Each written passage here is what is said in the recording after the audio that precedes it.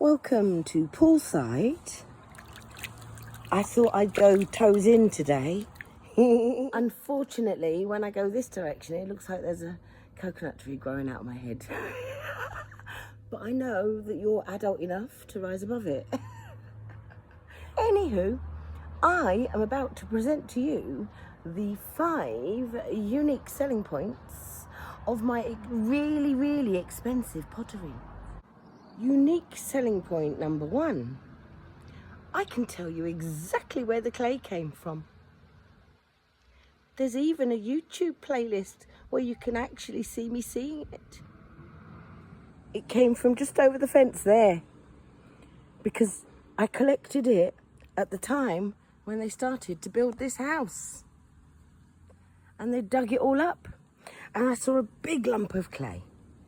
And that's where the clay came from. If you have an expensive piece of pottery, have a look at it. Can you tell me exactly where the clay was dug up from? No. Unique selling point number 2. Well, 2 and 3. See that?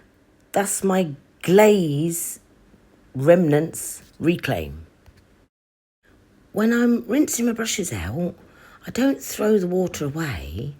I just put it in this bucket and I leave it to settle.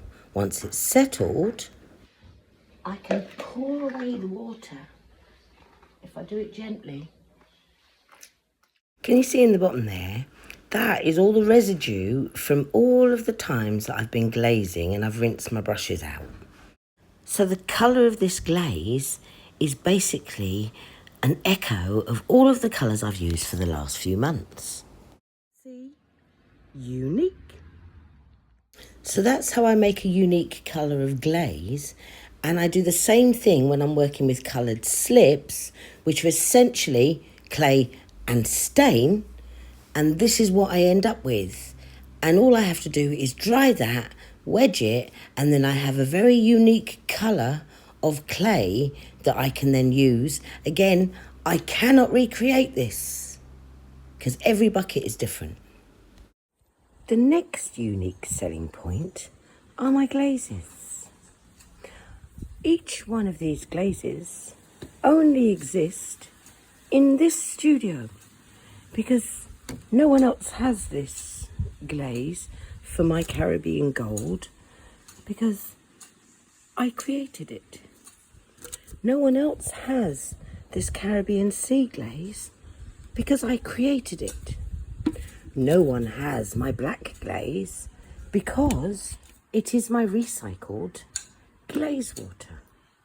So even I can't recreate this particular jar. The next jar will be completely different.